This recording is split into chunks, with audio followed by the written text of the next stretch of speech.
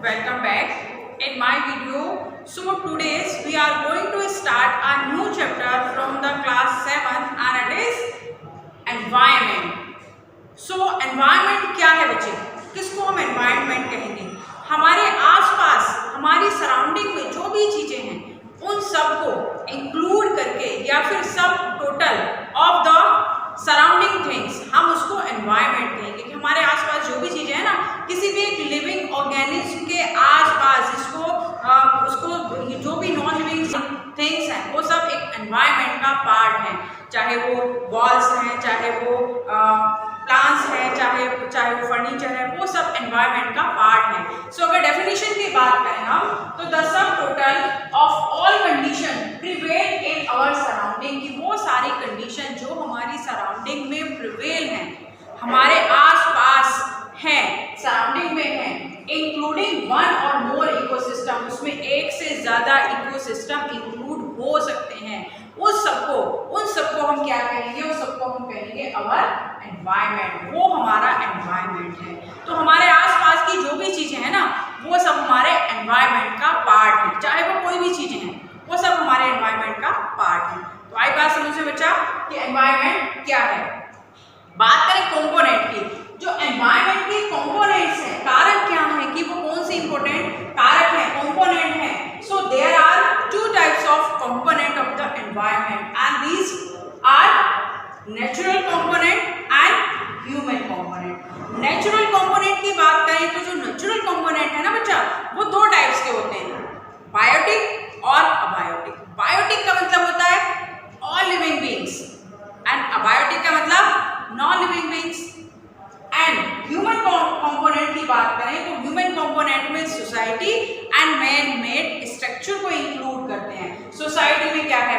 हमारा कल्चर है, हमारा रिलीजन है, पॉलिटिकल लाइफ है, उसके साथ साथ हमारी कंट्री की इकोनॉमी है, सोसाइटी की इकोनॉमी है, ये सब क्या है? ये सब एक सोसाइटी का पार्ट है। जो ह्यूमन कंपोनेंट है, ह्यूमन के द्वारा बनाए हुए हैं कंपोनेंट, नेचुरल नहीं है। And second one the man made structures. Man made structure का मतलब वो सारी संरचनाएं, वो सारे स्ट्रक्चर जो किसने बनाए हैं? मैन ने बनाए, जैसे रोड है, कैनाल है, रिवर्स हैं, डैम्स हैं, फर्नीचर्स हैं, बिल्डिंग्स हैं, स्कूल्स हैं, so many structures are made by the human being. तो these all are the man made structures. तो कंपोनेंट दो हैं किसके? एनवायरनमेंट के, नेचुरल कंपोनेंट और ह्यूमन कंपोनेंट। नेचुरल कंपोनेंट के two parts, biotic living, abiotic non living. वहीं पर ह्यूमन कंपोनेंट के two parts, society and man made structures. तो नेचुरल कंपोनेंट की बात करें, नेचुरल से मतलब क्या है? जो प्रकृति, मतलब ह्यूमन बीइंग ने कुछ नहीं किया उसके लिए, हमने कुछ नहीं किया उसके लिए, जो हमें नेचुरली मिले ना बच्चे, वो है नेचुरल एनवायरनमेंट। जैसे लैंड है, लैंड को किसने बनाया? ह्यूमन बीइंग ने बनाया, उसके लिए कुछ एफर्ट किया? नो। वाटर नेचुरली हमें मिला है, वाटर नेचुरली मिला है, एयर नेचुरली मिली है, लैंड नेचुरली हमें मिली है, and plants, animals, these all are the part of the natural environment. ये सारे पार्ट हैं नेचुरल एनवायरनमेंट की। अब जो नेचुरल एनवायरनमेंट है ना, it also include the interaction and interdependence. एक दूसरे से इंटरेक्शन कौन करते हैं? इंटरेक्शंस जो भी लिविंग और नॉन लिविंग थिंग्स हैं, वो एक दूसरे के इंटरेक्शन में आती हैं और वो एक दूसरे पर इंटरडिपेंडेंट हैं। This the natural environment. अगर हम नेचुरल एनवायरनमेंट के बायोटिक और अबायोटिक कंपोनेंट के डिफरेंस की बात करें कि दोनों में जो बायोटिक और नॉन बायोटिक कंपोनेंट है, दोनों में डिफरेंस क्या है, कैसे डिफरेंस करेंगे? तो वहीं पर बायोटिक कंपोनेंट की बात करें, anything related to the living beings is biotic. वो सारी चीजें जो जीवित हैं, जिंदा है, सांस ले रही हैं, वो सब क्या है? वो बायोटिक हैं। और दे परफॉर्म फंक्शन, किस तरह के फंक्शन कर रहे हैं कि वो जन्म दे रही है, बर्थ दे रही है, दैट उसके बाद उसकी ग्रोथ हो रही है, ग्रो हो रहा है, एंड आफ्टर दैट उसकी डेथ हो रही है। तो these all are the function of biotic. Biotic की प्लांट्स हैं, एनिमल्स हैं, वो जन्म लेते हैं, बर्थ होते हैं, प्लांट्स हैं, उसको सो किया जाता है, उसका छोटा सा प्लांट निकलता है, फिर वो ग्रो करके बड़ा ट्री बन जाता है, एंड आफ्टर दैट वो डेस्ट्रॉय हो जाता है। वैसे ह्यूमन बीइंग है, उसका बर्थ होता है, फिर वो बड़े होते हैं, ग्रोथ होती है, फिर वो ओल्ड हो जाते हैं, एंड आफ्टर दैट उसकी डेथ हो जाती है। तो these all are the biotic, वो बायोटिक का पार्ट है, and they adapt themselves as per the abiotic environment, और वे अपने आप को ऐसा अडेप्ट कर लेते हैं जो भी उनके आसपास का अबायोटिक एनवायरनमेंट है, मतलब जो भी एनवायरनमेंट है उसको वो अडेप्ट कर लेते हैं। एग्जाम्पल है प्लांट्स एंड एनिमल्स। आपके लिए एक होमवर्क है बच्चा। होमवर्क क्या है कि जैसे जो बायोटिक कंपोनेंट है उसके दो एग्जाम्पल है, प्लांट एंड एनिमल। एक और एग्जाम्पल आपको बताना है। आप मुझे कमेंट करके बताइए कि एक और एग्जाम्पल बायोटिक कंपोनेंट का क्या हो सकता है। तो आई होप जो बायोटिक कंपोनेंट है वो आपको क्लियर हो गया है। अब बात करते हैं जो नॉन बायोटिक कंपोनेंट है वो क्या है। तो वहीं पर बच्चे अगर हम अबायोटिक की बात करें, अबायोटिक कंपोनेंट की बात करें, तो हम किसकी बात करें, हम नॉन लिविंग की बात कर रहे हैं। हम नॉन लिविंग की बात कर रहे हैं जो लिविंग नहीं है, उन सब चीजों की बात कर रहे हैं। तो क्या है, anything related to non living things are abiotic. वो सारी चीजें जो नॉन लिविंग से रिलेटेड हैं, like a table, like a building, like a fan, like a marker, like a board, ये सब क्या है, ये नॉन लिविंग थिंग्स हैं। ये सारी चीजें नॉन लिविंग है और इनको हम कहते हैं abiotic component. And they supply energy to living things. क्या कहा है कि ये लिविंग थिंग्स को एनर्जी सप्लाई कर रहे हैं। कैसे लिविंग थिंग को एनर्जी सप्लाई कर रहे हैं। Like me, I am a biotic और लिविंग, मैं लिविंग हूं। तो जो नॉन लिविंग थिंग्स हैं जैसे ग्रेन और वीट, तो वीट को हम कंज्यूम कर रहे हैं, वेजिटेबल को हम कंज्यूम कर रहे हैं, तो क्या है वो कंज्यूम करने के बाद एनर्जी प्रोवाइड हो रही है। तो ऐसे ही बोला है कि they supply energy to the living things. ये सारी चीजें लिविंग थिंग्स को, अबायोटिक कंपोनेंट लिविंग थिंग्स को एनर्जी प्रोवाइड करते हैं।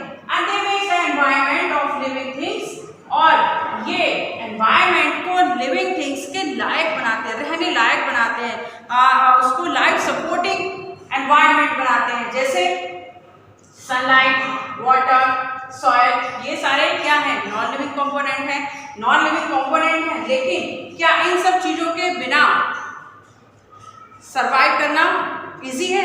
सरवाइव कर पाएंगे क्या? आप कर पाएंगे? अगर एयर नहीं है, सॉइल नहीं है, तो आप कहाँ पर सांस कहाँ पर ले पाएंगे? सनलाइट नहीं है, वाटर नहीं है, तो कैसे आप सरवाइव कर पाएंगे? नहीं कर पाएंगे।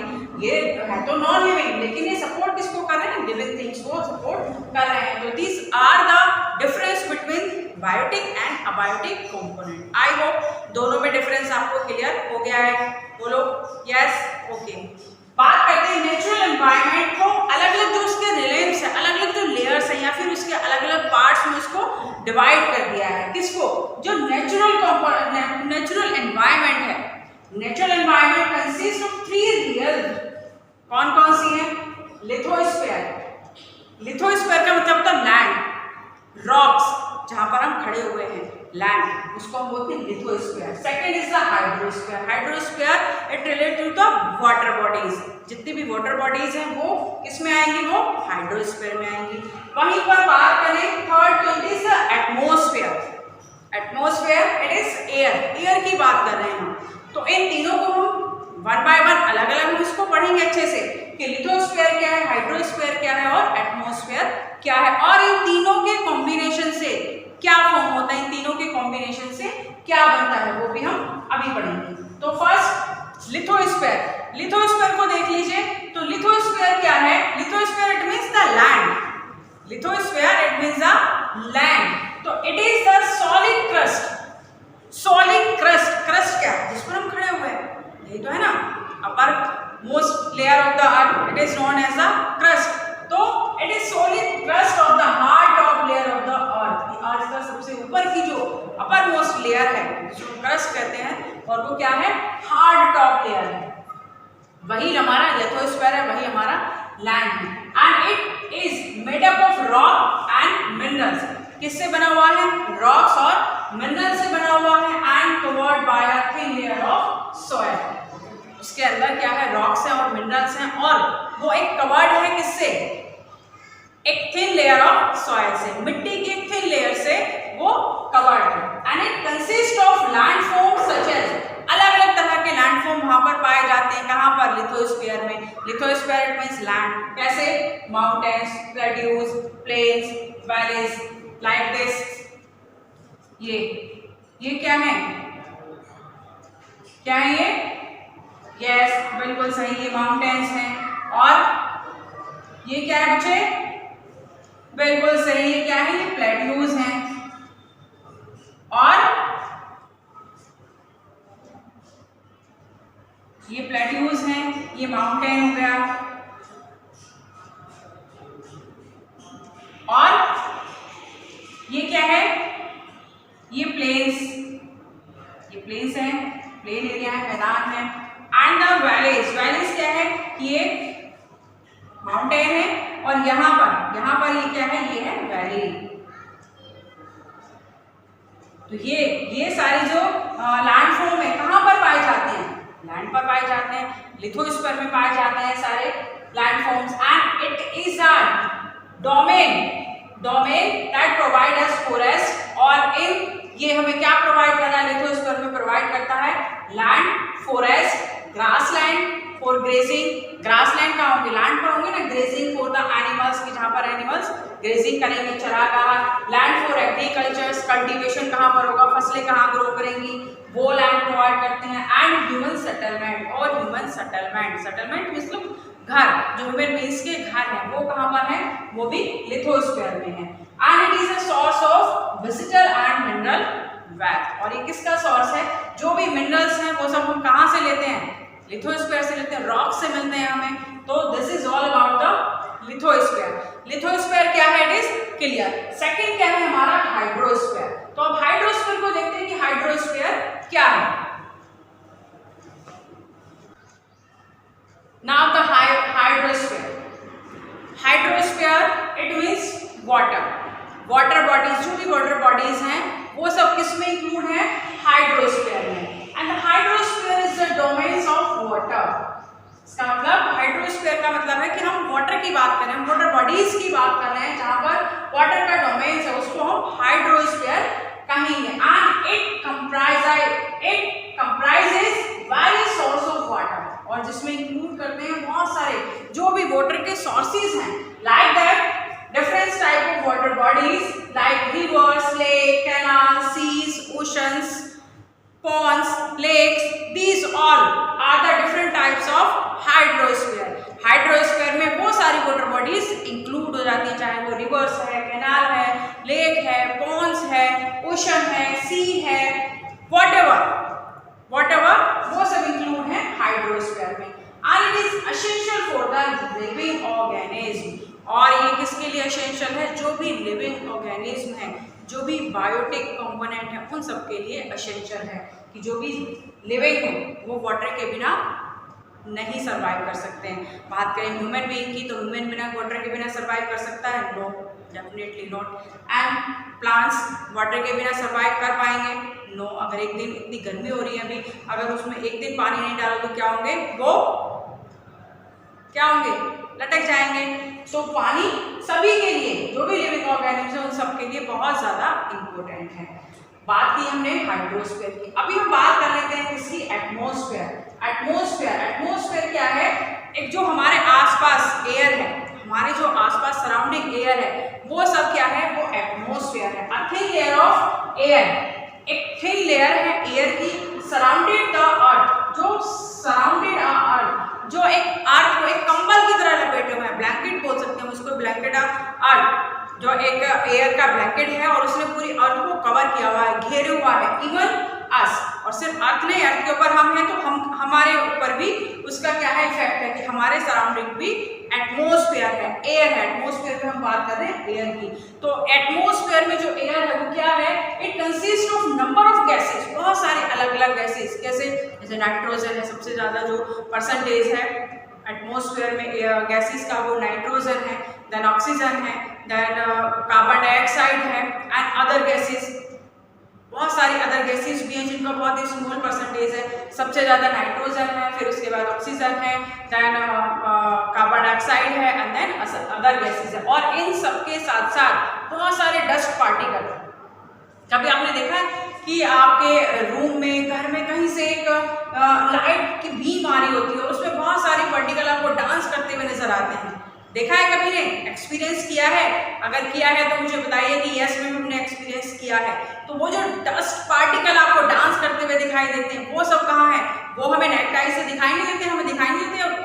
अभी भी बहुत सारे जो डस्ट पार्टिकल हैं उनको मैं इनहेल कर रही हूँ, आप भी इनहेल कर रहे होंगे, लेकिन हमें पता नहीं चलता है। उसके साथ साथ बहुत सारे वाटर वेपर जो बारिश का टाइम होता है, रेनी सीजन होता है, तो वाटर वेपर की क्वांटिटी एटमॉस्फेयर में इंक्रीज हो जाती है, बहुत ज़्यादा हो जाता है। और जब बहुत ज़्यादा गर्मी होती है तो क्या होता है? वाटर वेपर की कमी हो जाती है।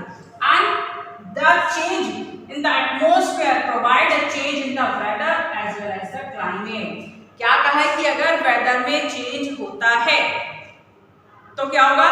क्लाइमेट और वेदर भी चेंज हो जाएगा। अगर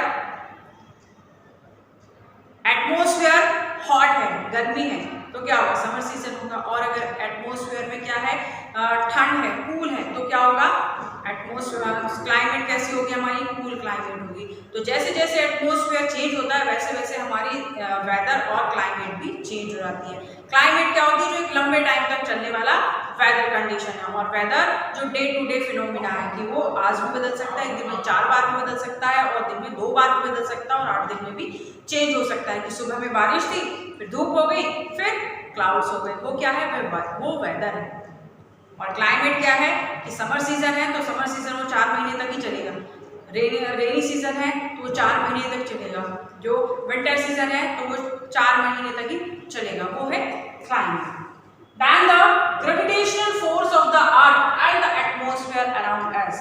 क्या कहा है कि जो ग्रेविटेशनल फोर्स है किसके पास? अर्थ के पास। कैसे? कि हम किसी भी चीज को अगर आसमान की तरफ को, जैसे लाइक का कैप अगर ये ऊपर गया तो ये वापस आया ना नीचे, आया ना नीचे, ऐसा तो नहीं कि ऊपर ही चला गया। तो ये ग्रेविटेशनल फोर्स है अर्थ की जो एटमॉस्फेयर को पकड़े रखती है, उसको होल्ड करके रखती है। लाइक ये हमारी अर्थ हो गई और अर्थ के ये क्या है? एटमॉस्फेयर है, ये लेयर ऑफ एटमॉस्फेयर है। तो अर्थ में ग्रेविटेशनल पावर है इसलिए उसको होल्ड करके रखा है, उसको पकड़ कर रखा है। And it protect us from the harmful rays and scorching heat of the sun. और क्या कहा है कि जो लेयर्स हैं एटमॉस्फेयर की, अलग अलग लेयर्स हैं, वो हम नेक्स्ट जो चैप्टर होगा उसमें हम पढ़ेंगे। तो एटमॉस्फेयर की जो अलग अलग लेयर्स हैं वहां पर वहां पर जो एक लेयर है उसमें अल्ट्रावायलेट रेज, जो सन से अल्ट्रावायलेट है, ये सन है और यहाँ से सन से यहाँ पर क्या आ रही है? अल्ट्रावायलेट रेज आ रही है। और यहाँ पर कौन है? यहाँ पर हम खड़े हुए हैं। तो क्या है? ये प्रोटेक्ट है, ये एक प्रोटेक्शन दिया हुआ है हार्मफुल रेज से। जो सन की हार्मफुल अल्ट्रावायलेट रेज हैं उससे एटमॉस्फेयर हमें बचा कर रखता है। एटमॉस्फेयर ने हमें एक प्रोटेक्शन दिया हुआ है, उससे बचा कर रखा हुआ है। And scorching heat of the sun. और सन की जो बहुत ज्यादा स्कॉचिंग हीट है, बहुत ज्यादा हीट है, वो हम तक एक्सपीरियंस हम नहीं कर पाते, वो हम तक नहीं आ पाती। वो हमारे एटमॉस्फेयर उसको क्या करता है? उसको होल्ड कर लेता है। तो this is all about the atmosphere. तो जो नेचुरल एनवायरनमेंट के 3 लेयर्स थे वो हमने कंप्लीट कर लिए हैं। वो 3 लेयर्स क्या थे? लिथोस्फीयर, इट मींस हमने उसमें लैंड की बात की। And second is the hydrosphere, यहाँ पर हमने जो भी वाटर बॉडीज हैं उनकी बात की। And next is the atmosphere, यहाँ पर हमने एयर की बात की। तो this is all about the topic. यहाँ पर अब जो नेक्स्ट वीडियो है, जो हम नेक्स्ट वीडियो है उसमें हम पढ़ेंगे इकोसिस्टम। और इकोसिस्टम के साथ साथ जो हमारा बायोस्फीयर है, बायोस्फीयर मिलकर बना है किससे? Hydrosphere, lithosphere and atmosphere. तो वो कैसे तीनों बना रहे हैं हमारे बायोस्फीयर को, और इकोसिस्टम क्या है वो नेक्स्ट वीडियो में पढ़ेंगे।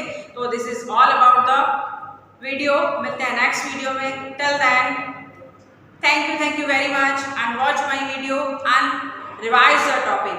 मिलते हैं नेक्स्ट वीडियो में। Thank you very much and good bye.